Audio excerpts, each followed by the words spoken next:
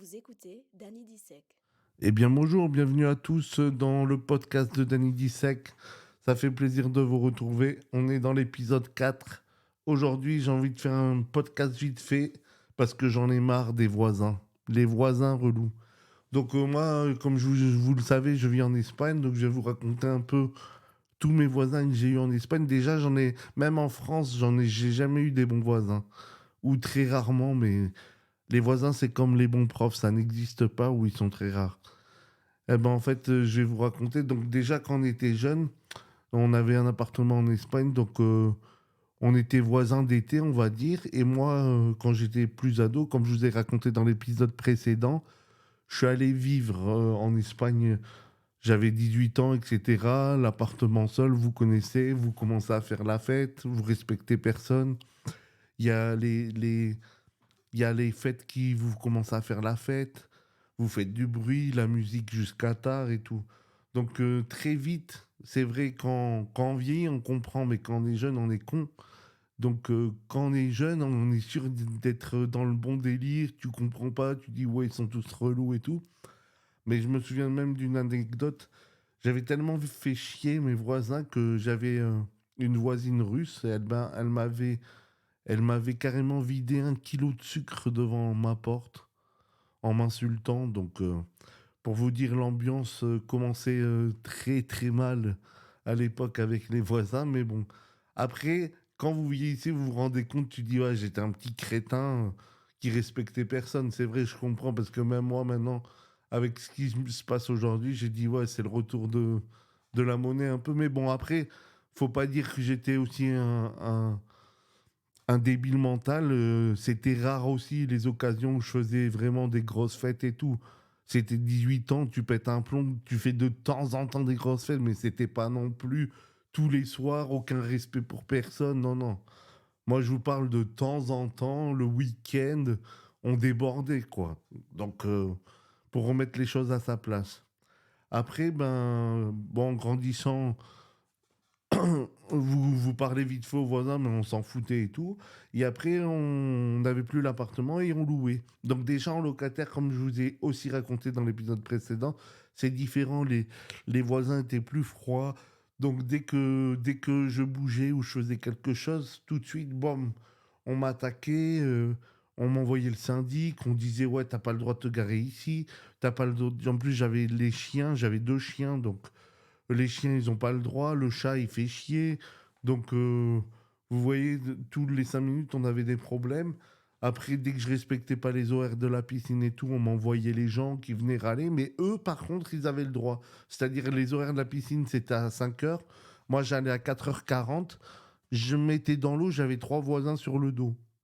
Eux allaient à 4 heures de l'après-midi pendant qu'il y avait personne, il y avait aucun problème. Mais parce que ils me disaient ouais, mais nous on est le propriétaire et toi t'es un locataire, donc ferme-la. Donc pour vous dire comme j'ai été traité en tant que locataire encore une fois, c'était encore une anecdote ajoutée à, au dernier épisode.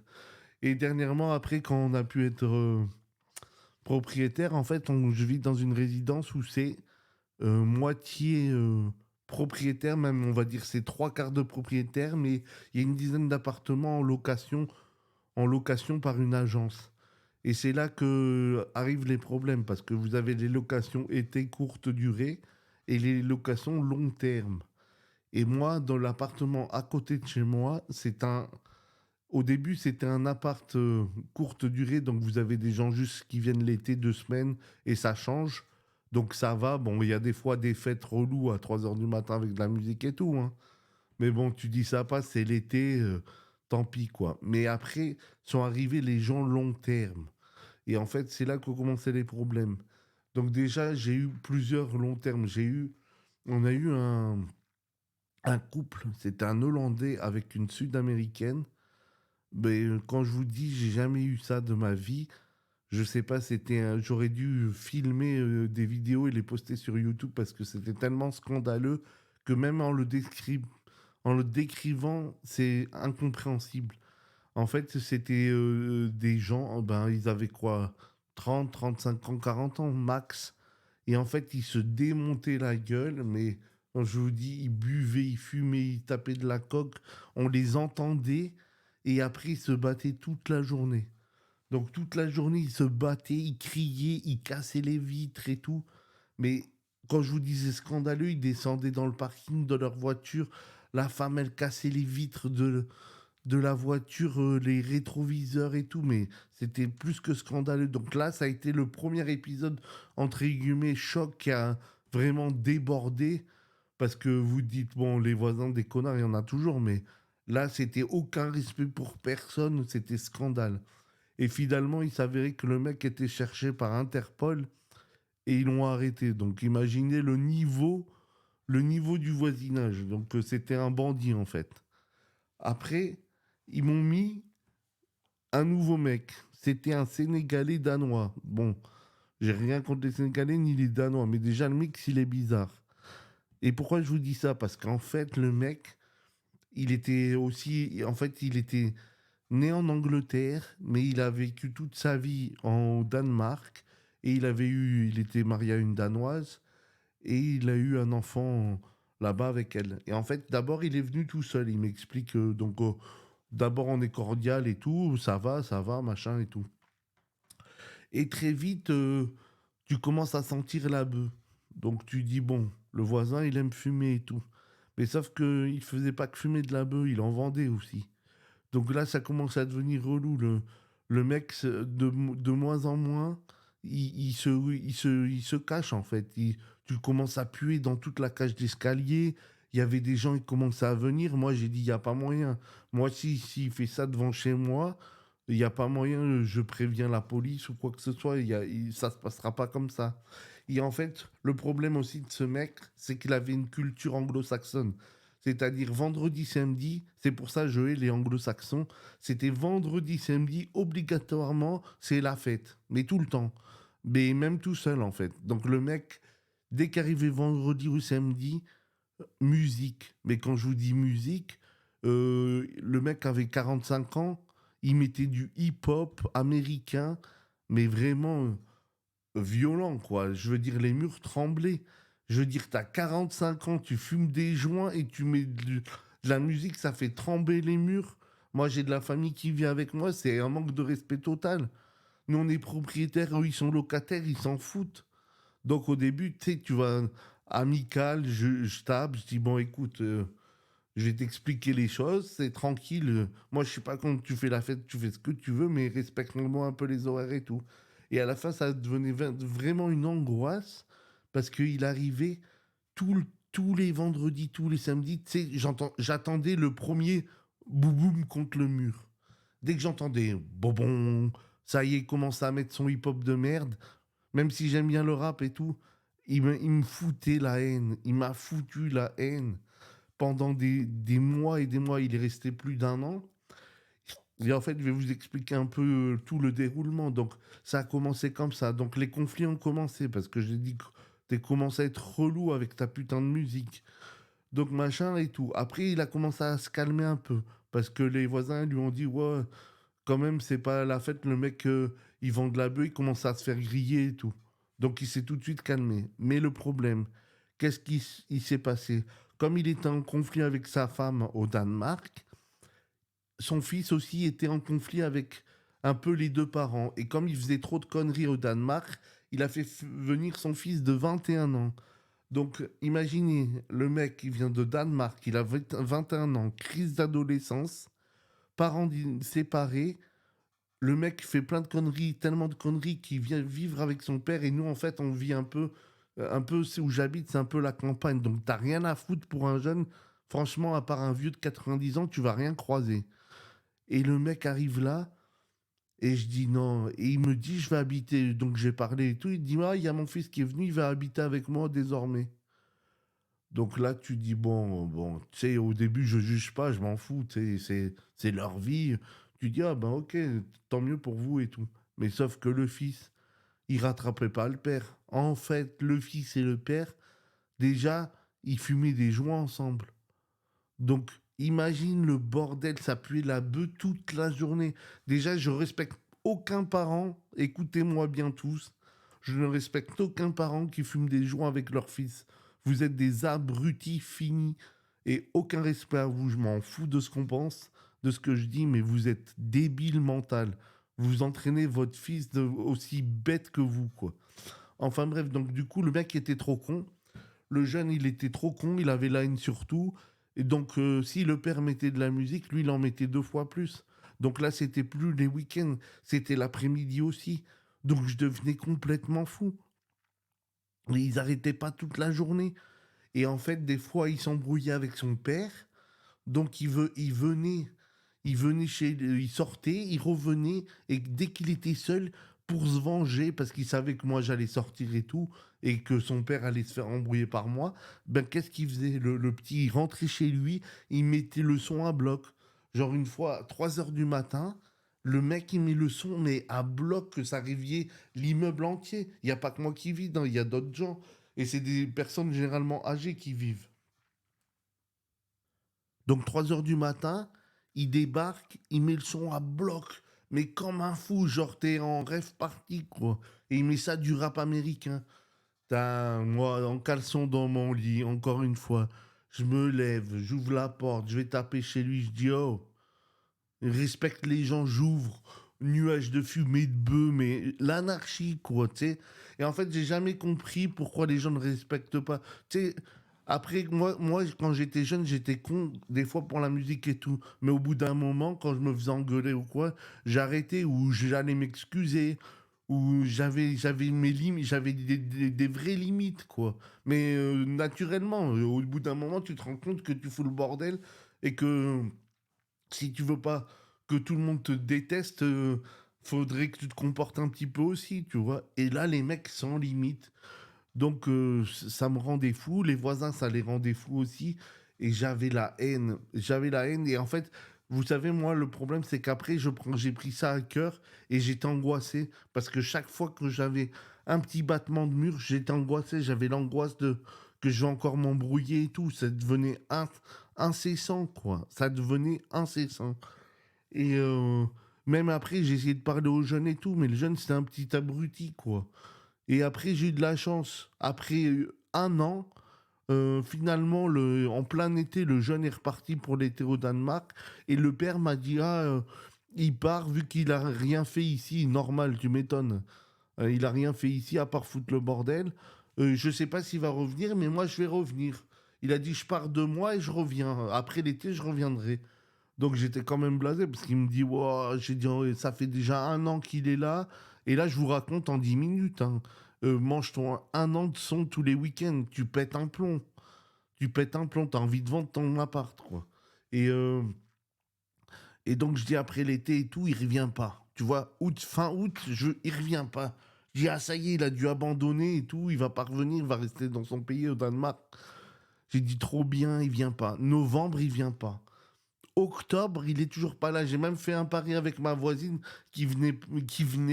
Moi, j'ai dit, il va revenir. Ma voisine, elle a dit, il reviendra pas et tout.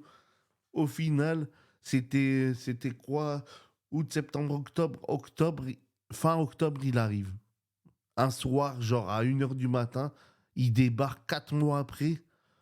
J'étais dégoûté. Et en fait, moi, j'ai été un peu surpris parce que je connais les montants des loyers qu'il loue. Il louait plus de 1 000 € par mois.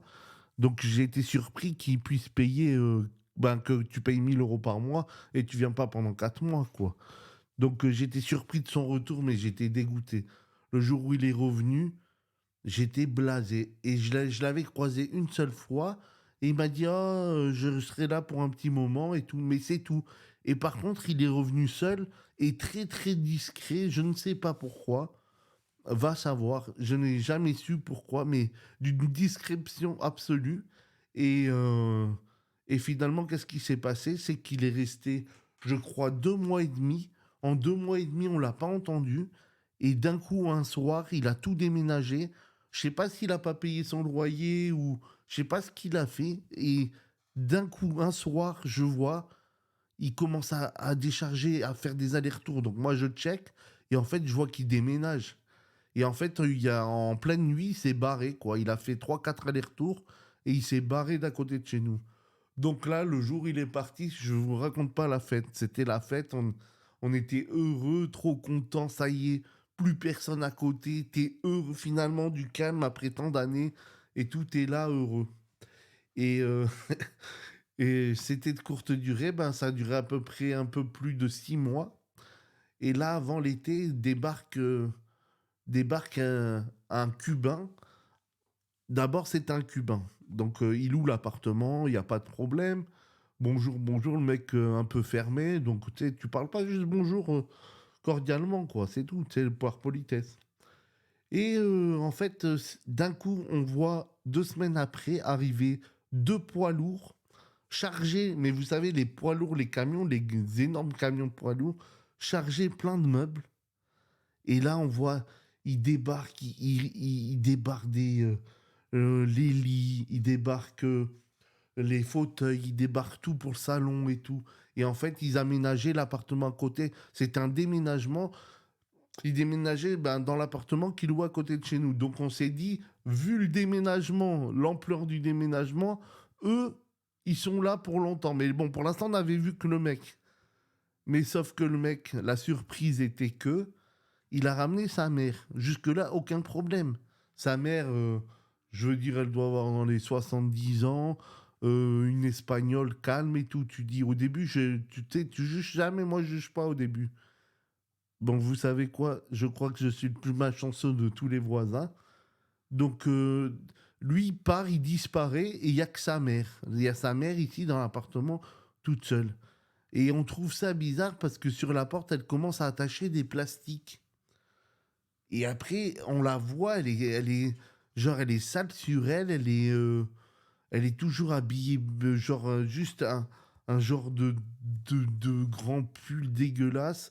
Elle se met des foulards sur la tête et il y a une particularité, c'est qu'elle s'enroule de plastique.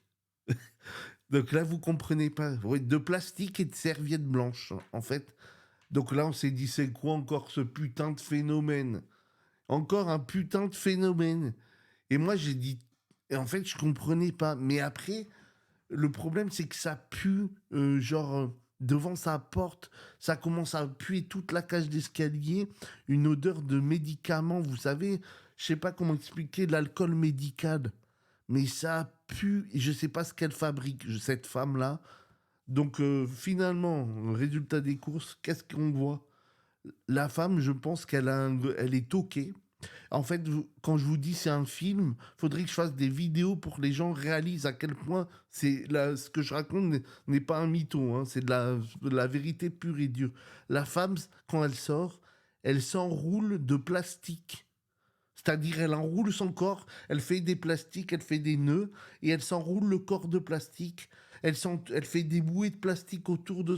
Elle pèse 20 kilos, elle pèse quoi, 50 kilos. Elle s'entoure de plastique comme une putain de folle. Elle est complètement tarée. Et par exemple, il y a une piscine juste en bas de chez moi, il y a des barrières, vous avez les barrières normales d'une piscine.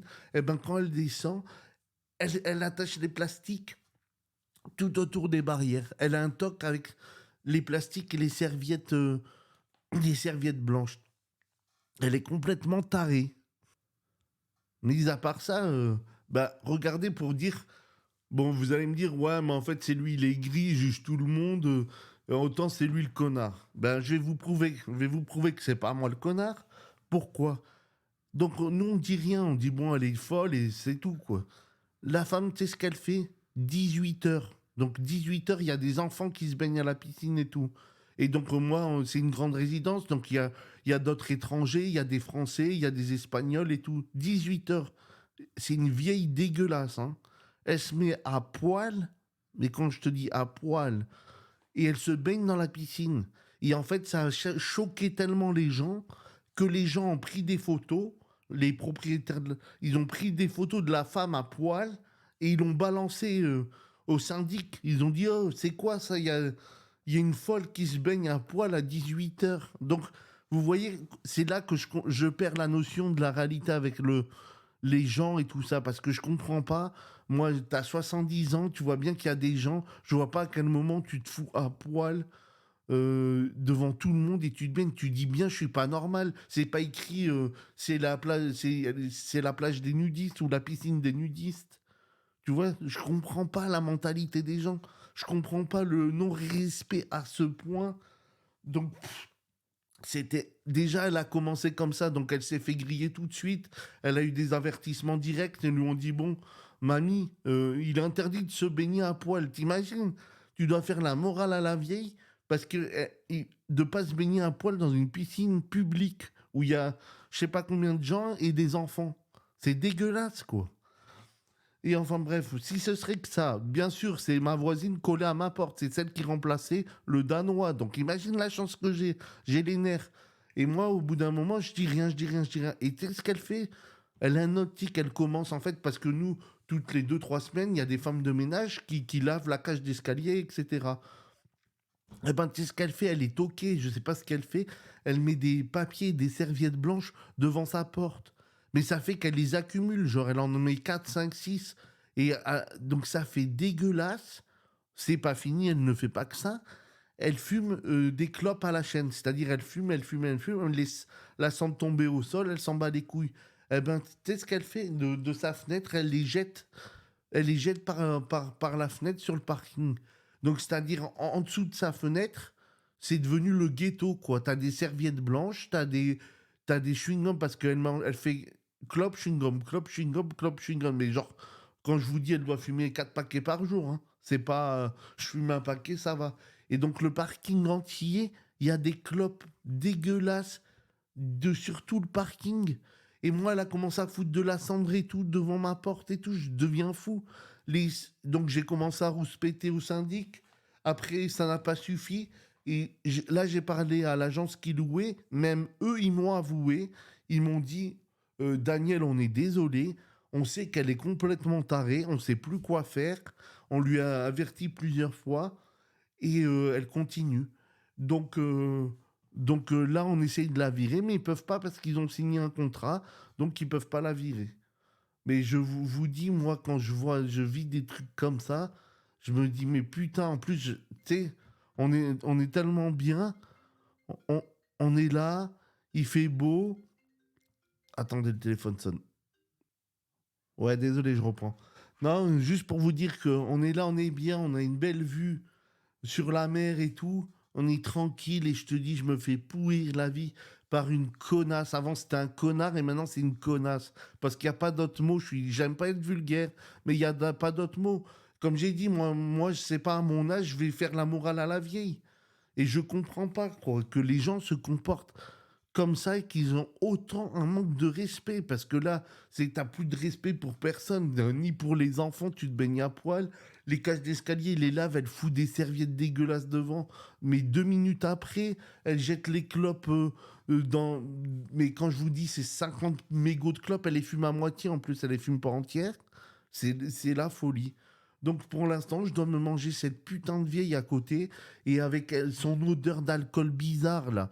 Mais maintenant, on fait opération coup de poing. Si elle met des putains de trucs dans des serviettes ou quoi dans la cage d'escalier, on va lui tout enlever et on lui met des mots parce que c'est plus la fête. Tu sais, au bout d'un moment, faut être strict avec les gens, sinon c'est la porte ouverte. Et déjà c'est la porte ouverte parce que même avec les avertissements, elle continue, elle s'en fout, elle est là. Et elle est complètement tarée. Vous savez, quand elle va jeter la poubelle, elle ne prend pas la poubelle comme tout le monde dans la main et tu vas jeter ta poubelle ou tu la mets dans ta bagnole. Non, elle la traîne au sol, comme ça, comme si c'était un sac de patates. Elle traîne sa poubelle au sol et elle avance comme ça en fumant. On dirait un zombie, frérot. Elle fait flipper. Elle fait flipper et elle pue la merde. Et elle pue la merde. Et moi, une anecdote, pourquoi j'essaie un peu aussi tout ça, parce que bien évidemment, la chance que j'ai, un jour, je sors de chez moi. Et qu'est-ce qui se passe? Je sors de chez moi, je commence à descendre les escaliers et j'entends Ayuda, Ayuda. Et je dis putain, qu'est-ce qui se passe? Et je la vois là, elle a la grande porte ouverte à côté de chez moi. Elle me dit s'il te plaît, viens m'aider, viens m'aider. En espagnol, tu vois. Donc moi, je suis même regardé que je suis pas un enfoiré. Je dis bon, la mamie, elle est en train de canner, je vais voir ce qui se passe. Donc je rentre chez elle. Et en fait, elle s'était pris la porte du frigo en pleine tête. La porte du frigo s'était décrochée. Et en fait, elle a été à moitié un peu dans les vapes, quoi. Et en fait, je lui ai remis sa porte de frigo, mais même si elle était cassée, je l'ai replacée, etc. Et je lui ai parlé vite fait et tout. J'ai compris tout de suite qu'elle était folle. Genre, je remettais la porte et tout. Et je la bloquais et tout. Et j'ai dit, l'ouvre plus parce que maintenant, il manque une pièce.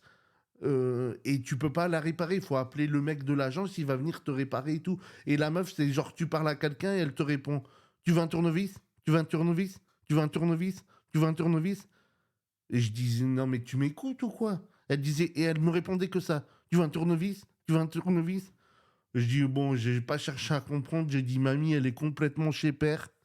Elle est perchée, mamie. Elle est restée là-haut. Et je la voyais. Et tu vois, elle fume des clopes, elle fume des clopes, elle fume des clopes. Et elle a des plastiques partout. Et genre, sa valise et tout. Elle a tout. Chez elle, c'est aménagé normal. Mais genre, au milieu, t'as une valise jetée au sol. C'est tout au sol. C'est le ghetto. Après, comme j'ai dit à l'agence et aux gens du syndic, moi, chez elle, elle peut faire ce qu'elle veut. Elle peut même chier au sol. Je m'en fous. C'est chez elle. Elle fait ce qu'elle veut. Mais j'ai dit ça à l'extérieur, un minimum de respect à l'extérieur, tu vois.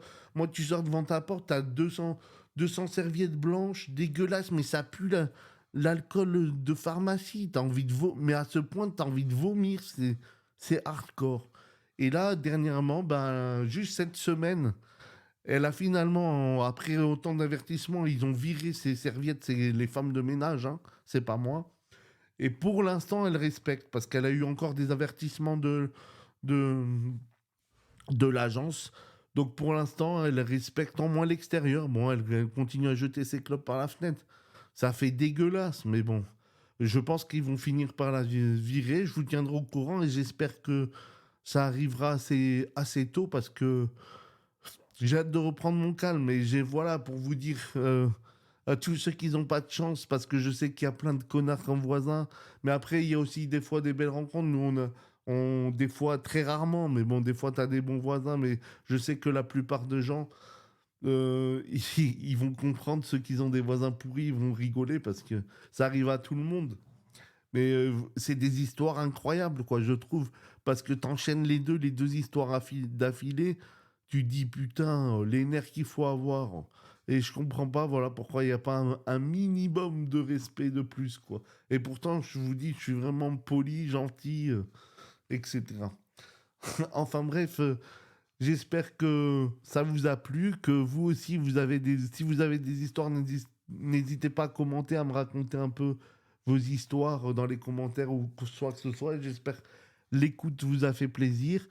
Après, je voulais vous dire que je serai de retour ce mois-ci également pour le 31. Mardi 31, si je me trompe pas, c'est Halloween. Et je vais faire un podcast spécial Halloween. Et je vais vous faire une histoire d'horreur que je suis en train de préparer. Je vais faire avec de l'audio et tout. Ça va être une tuerie. Donc, j'espère que ça va vous plaire et que vous allez écouter tout ça. Donc, on se retrouve mardi 31 pour le spécial Halloween.